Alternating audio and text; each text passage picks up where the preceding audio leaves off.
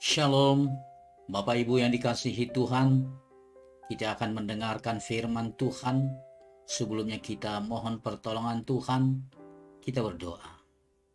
Ya Tuhan Allah Bapa kami di dalam surga, Allah yang kami sapa di dalam Yesus Kristus, Tuhan dan Juru Selamat kami yang hidup. Kami bersyukur, kami berterima kasih atas pemeliharaan Tuhan, penyertaan Tuhan hingga saat ini. Kami hendak mendengarkan firman-Mu.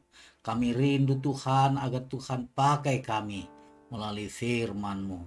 Kami rindu mendengar firman-Mu agar kami boleh tahu dan mengerti akan maksud rencana Tuhan di dalam kehidupan kami.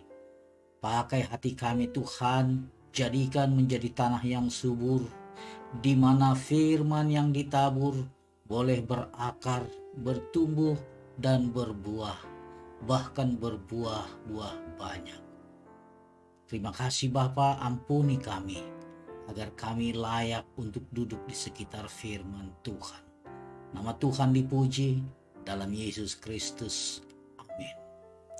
Bapak Ibu yang dikasihi Tuhan, kita akan mendengarkan firman Tuhan dari 1 Yohanes 3 ayat 19 sampai dengan 24.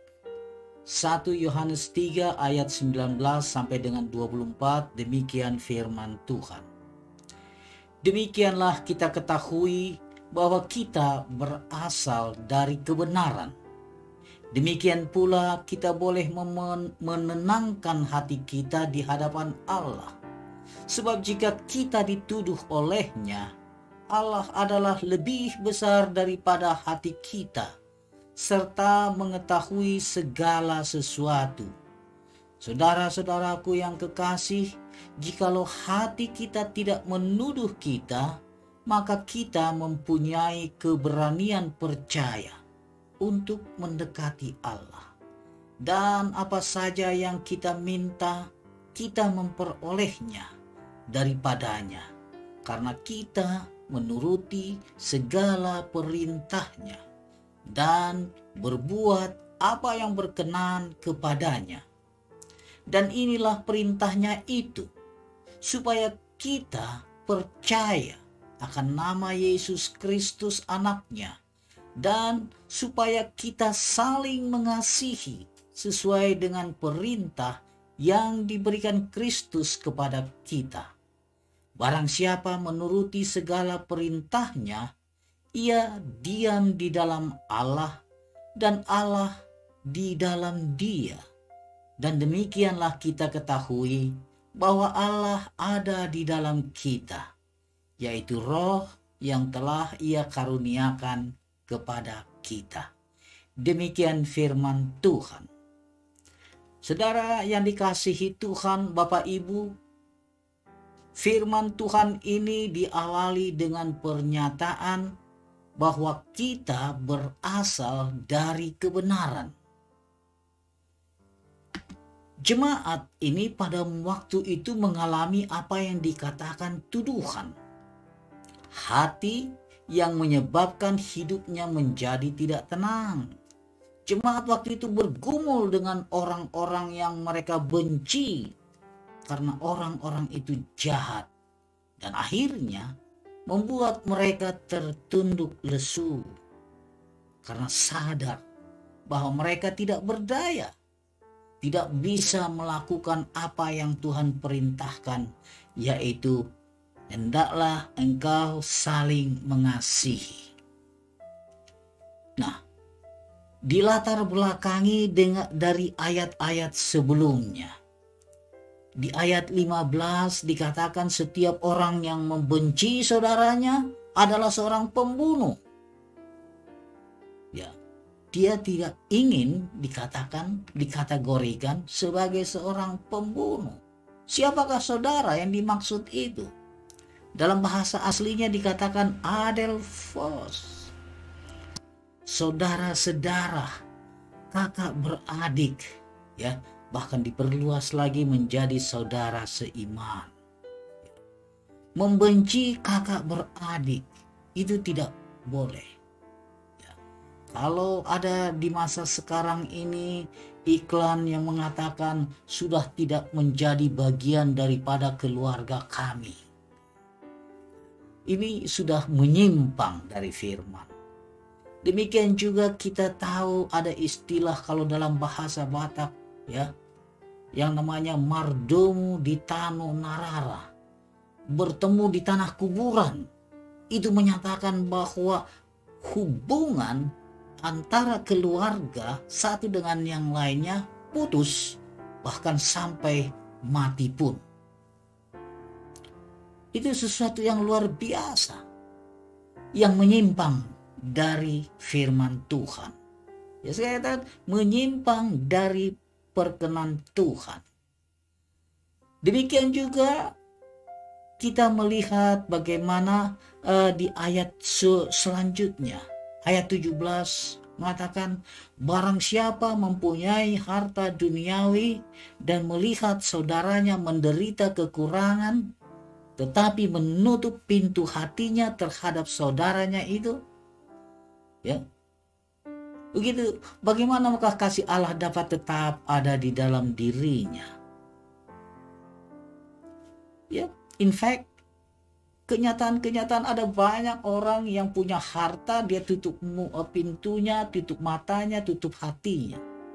Tapi bersyukur dengan adanya kejadian bencana alam di NTT, jemaat GKA dengan serta merta, ya, baik itu secara pribadi maupun secara kelompok, ya, tergerak hatinya. Seperti Yesus melihat kesulitan-kesulitan orang, dia langsung katakan, tergerak hatiku melihat masalah itu. Bayangkan, membandingkan bencana yang begitu mencekam di NTT, ya, dilanda pada tengah malam, ya, banjir bandang, ya, batuan besar menghantam rumah sehingga menghantam harta benda, menghantam tanaman, menghantam ternak. Tidak ada lagi yang dimiliki. Seperti itulah kenyataan, dan kita merasa ada saudara yang menderita kekurangan.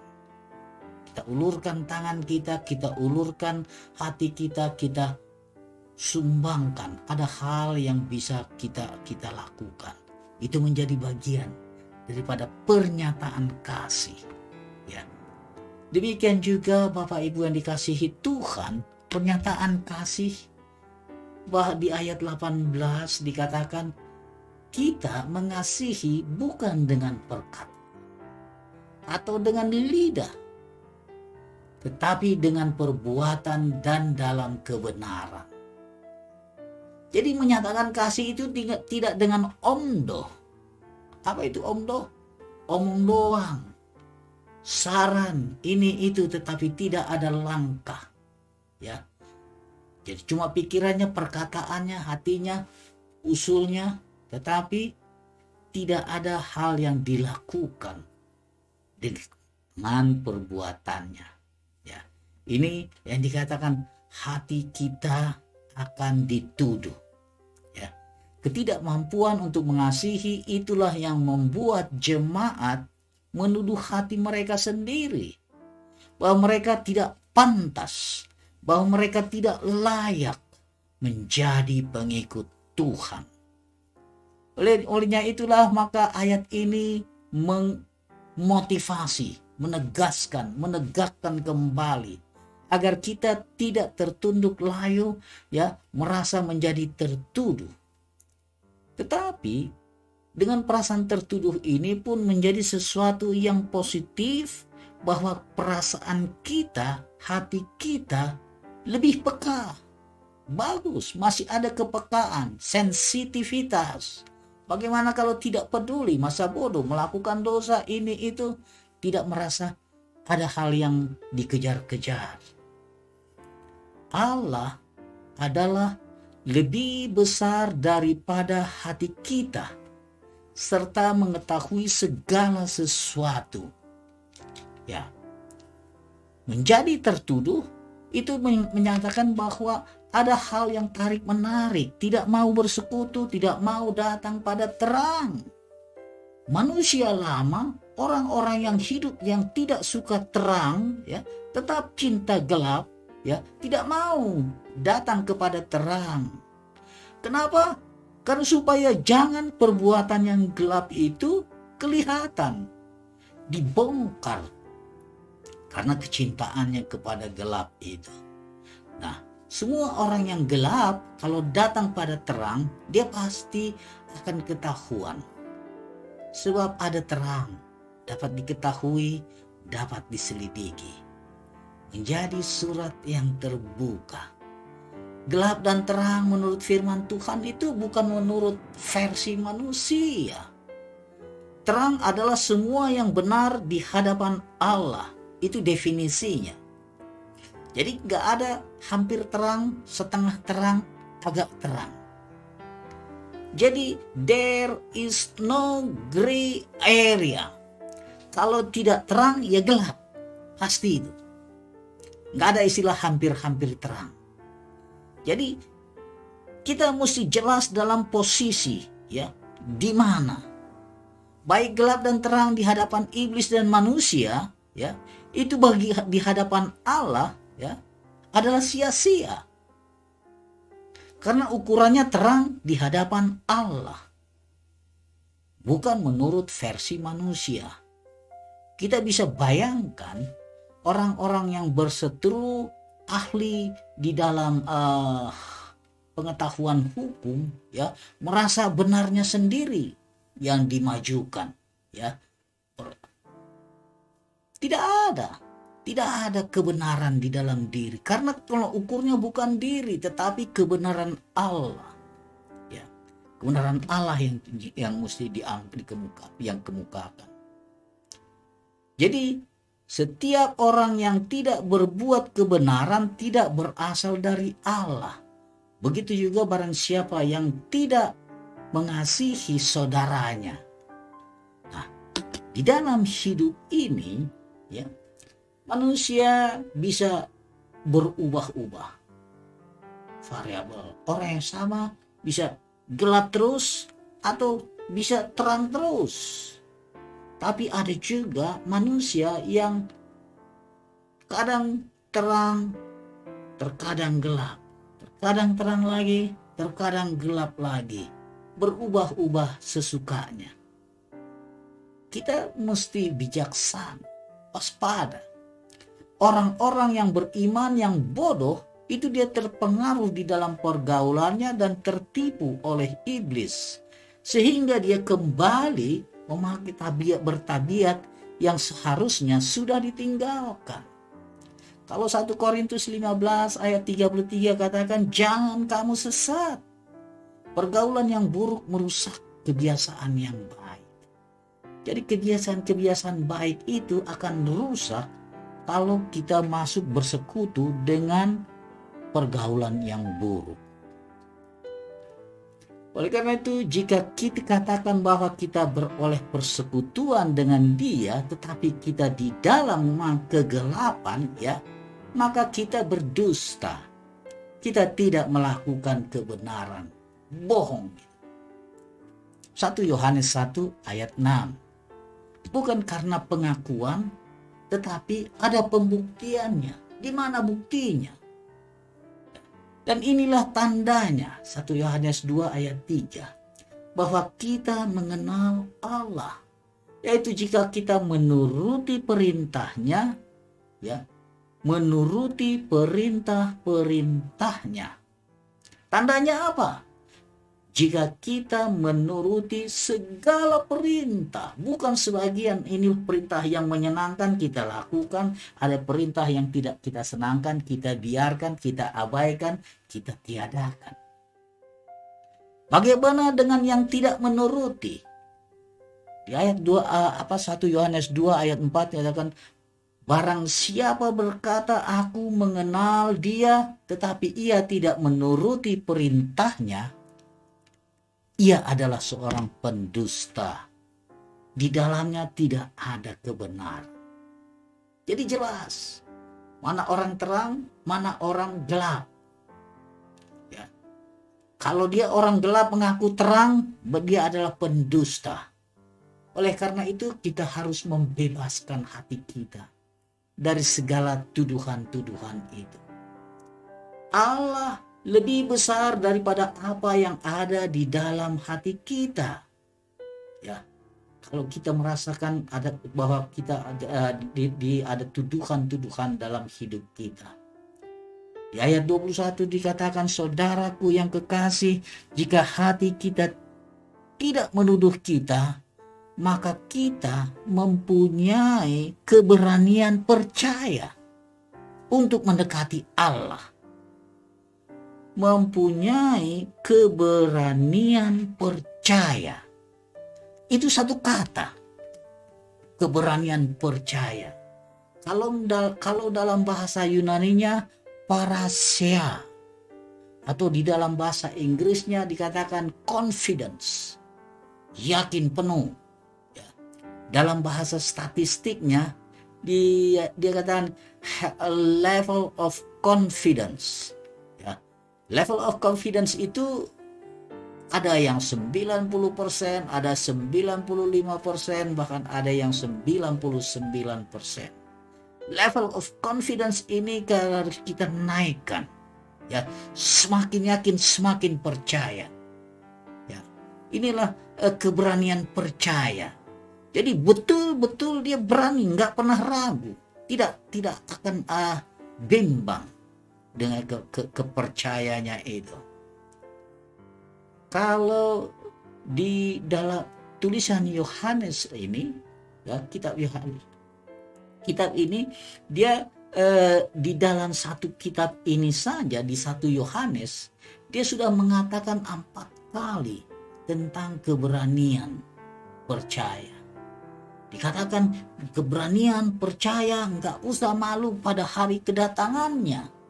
Ya, jadi kalau kita ditanya jika engkau mati, engkau dipanggil di kemana kita?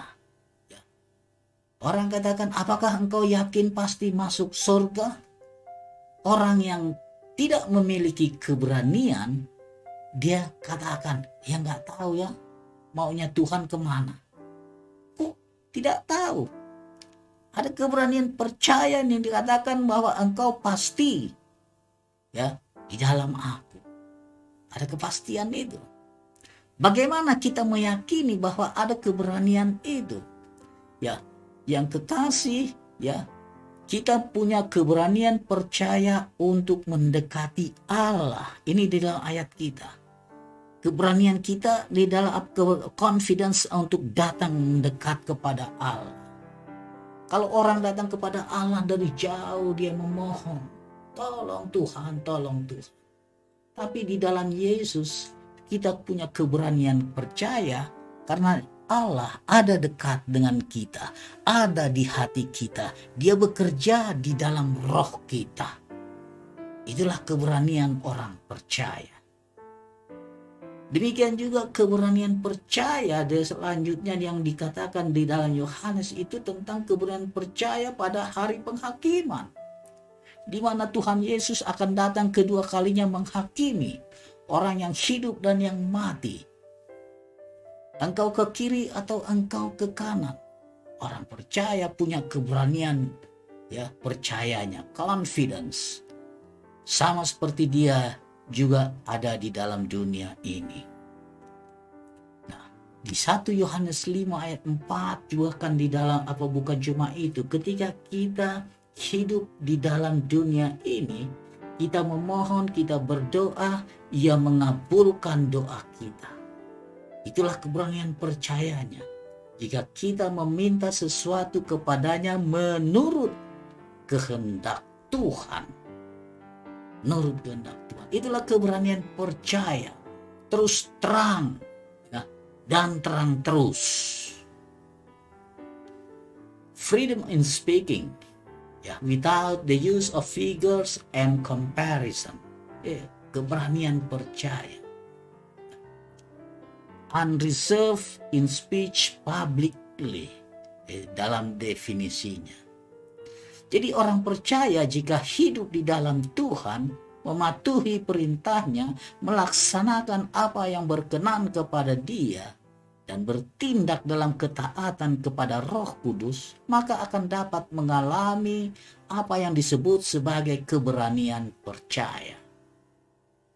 Sekali lagi saya katakan, jika hidup kita di dalam Tuhan, mematuhi perintahnya, melaksanakan apa yang berkenan kepada Dia, dan bertindak dalam ketaatan kita kepada Roh Kudus, maka kita akan mengalami apa yang disebut dengan keberanian percaya. Bagaimana keberanian percaya kita? Bagaimana level of confidence kita, keyakinan kita bahwa hidup di dalam Yesus Kristus, ya, Tuhan menyertai kita. Allah mengiringi kita. Allah mengawal kita. Allah memelihara kita. Itulah keberanian percaya. Kalau kita punya masalah, kita berdoa, ya, kita minta kepada Allah, maka keberanian percaya itu menurut kehendaknya Tuhan kabulkan. Jadi arah daripada apa yang diminta jelas menurut kehendaknya, jangan menurut kehendak kita. Kehendak diri. Minta apa? Di ayat 22 dikatakan, apa saja yang kita minta dapat enggak? Ya, selanjutnya katakan, apa saja yang kita minta, kita memperolehnya. Memperolehnya daripadanya.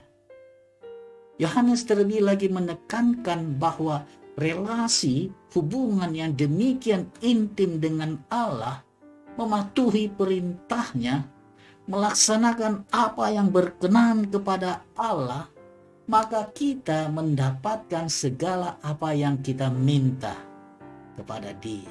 Ini bukan janji kosong, ini firman Tuhan. Ia menekankan bahwa perintah ini adalah percaya kepada Yesus Kristus. Itu yang pertama.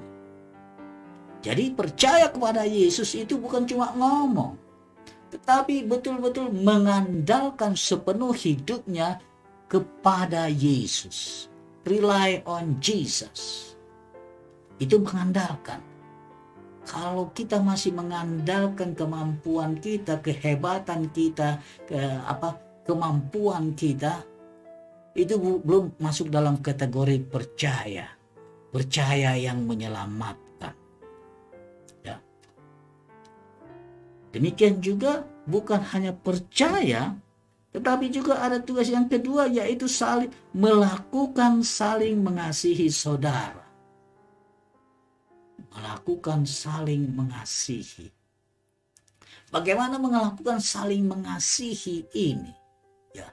Kalau Tuhan Yesus pernah mengajarkan kepada kita, kalau engkau sedang di depan mezbah mempersembahkan persembahan datang kepada Allah, mendekati Dia, kemudian kita teringat akan sesuatu, akan ada saudara kita yang membenci kita, Tuhan katakan pergi dulu. Tinggalkan mezbah persembahan ini. Berdamai dulu dengan saudaramu. Lalu kembali untuk mempersembahkan persembahan. Ya, jadi dia tidak menilai persembahan itu. Yang dinilai adalah penyelesaian itu dulu diselesaikan. Berdamai dulu. Saling mengasihi. Ya. Suasana seperti ini yang akan membawa hati kita beroleh keberanian. Plong, tidak punya masalah, tanpa ketakutan. Kalau ada saudara kita membenci kita, minta maaf. Jangan gengsi, jangan egois, ya. Rendah hati, ampuni Tuhan, ampuni kawan, saudaraku. Mungkin bicara saya sudah terlanjur salah bicara sehingga tersinggung. Atau ada hal yang kurang baik yang saya lakukan, ya, ampuni saya, minta maaf. Begitu juga dengan sebaliknya. Jika orang lain membenci karena kita juga hendaknya mengampuni. Ya, aku mengampuni engkau, saudara. Aku mengampuni. Jangan persoalkan lagi. Kok bisa? Karena kita menuruti segala perintahnya. Tuhan katakan, kasihi saudaramu, kasihi musuhmu, ya. Lebih daripada orang yang biasa-biasa. Kasih kualitas kasih anak percaya itu menjadi sesuatu yang luar biasa, melebihi batas-batas hubungan. Bahkan musuh sekalipun harus kita kasihi. Nah, sini dalam surat Yohanes ini dia berulang-ulang mengatakan suatu doa yang dikabulkan menurut kehendak Tuhan, ya. Menurut kehendak Tuhan itu apa arti dari memaknai daripada doa itu? Agar ketika kita berdoa dasarnya adalah mencari kehendak Tuhan, mengenal kehendak Tuhan, ya. Sepatutnya kita menjadikan dalam doa itu adalah permohonan. Pusat titik berat doa adalah Allah Kristus. Di gereja kami di masa pandemi ini setiap hari terus menerus setiap malam melakukan doa syafaat. Bukan untuk dirinya, untuk diri apa? Para pendoa syafaat ini datang berkumpul dalam Zoom setiap jam 8, ya. Mendoakan, ada keluarga, ada jemaat yang kurang, ada yang sakit bermasalah, ya. Ada yang mau bercerai, ya, didoakan. Agar terjalin hubungan relasi persekutuan yang indah di dalam Tuhan. Ada pergumulan-pergumulan pribadi, terlebih lagi pada masa COVID. Bayangkan, satu jemaat kami ada lebih daripada 60 orang terkena COVID-19 pada saat perayaan Natal yang lalu. 65 orang satu demi satu didoakan. Didoakan satu demi satu setiap hari, setiap malam. Mereka, puji Tuhan, ada kemurahan Tuhan, diberikan kesembuhan. Terima kasih Tuhan. Bukan karena doa hebatnya kita berdoa, tetapi begitu pengasihan Allah karena kita memusatkan doa kita, akhirnya Tuhan berkenan, ya, di dalam doa kita. Saudaraku yang dikasihi Tuhan, apa saja yang diperintahkannya? Ini menjadi penting agar perintah itu tidak selektif. Perintah yang kita sukai kita lakukan, yang tidak kita sukai kita abaikan, kita tinggalkan, atau kita tidak pura-pura tidak tahu. Supaya kita percaya akan nama Yesus Kristus. Ini poin penting. Percaya kepada Yesus Kristus Juru Selamat yang sudah dibangkitkan dan naik ke surga dan akan datang menghakimi orang yang hidup dan yang mati, membawa saleh-salehnya, anak-anak Tuhan yang percaya, yang beriman, yang mengandalkan hidupnya, ya, dibawanya. Yang kedua, supaya kita saling mengasihi. Ini hubungan antar sesama diselesaikan. Ada keakraban, ada persekutuan, ada kasih satu dengan yang lainnya. Jadi tidak betul kalau ada persekutuan di dalam gereja, di dalam jemaat, kelihatannya dia satu, tetapi ada permusuhan, ada perselisihan di antaranya. Selesaikan. Kata kuncinya selesaikan agar level of confidence, keberanian percaya kita penuh. Siapa saja yang didiami Allah. Di ayat 24 dikatakan barang siapa, yaitu mereka menuruti segala perintahnya. Itu dikatakan. Jadi kita jangan mengurangi firman, potong. Kalau menuruti perintahnya berarti hanya ada perintah yang spesifik. Tapi kalau dikatakan menuruti segala perintahnya, ya, segala ini everything, ya, yang diperintahkan. Ya, diam di dalam Allah dan Allah ada di dalam kita. Penyertaan kuasa Roh Kudus itu kehadiran Allah, kita song-song menyambut kehadiran Allah, ya. Kalau kita melakukan, percaya kita dan saling mengasihi, melakukan perintahnya, maka Roh Kudus akan diam di dalam hidup kita. Bagaimana kita tahu bahwa Allah ada di dalam kita? Ini satu pertanyaan. Dengan di ayat yang 24 yang dikatakan, dengan demikianlah kita ketahui bahwa Allah ada di dalam kita, yaitu Roh yang telah Ia karuniakan kepada kita. Jadi Allah melalui Roh Kudus yang turun tinggal di dalam kita. Roh Kudus itu tidak hanya membuktikan bahwa kita adalah milik Allah, tapi dalam Roh Kudus juga akan bekerja, memimpin, menghibur, ya, menegur, memperbaiki perbuatan kita di dalam kehidupan kita sehari-hari, ya, dituntun kita.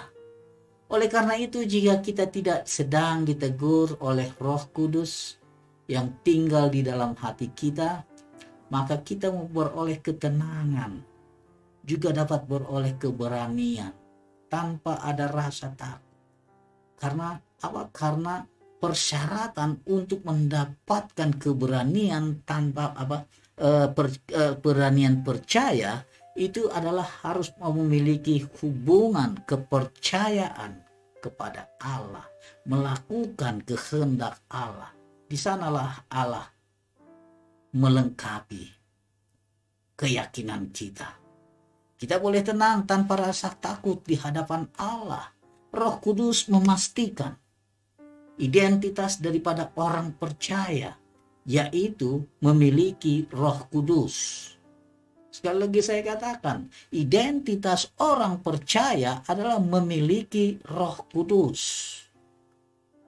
Kalau saya sudah divaksin 2 kali, bagaimana saya orang lain bisa tahu? Ada identitas yang diberikan. Satunya.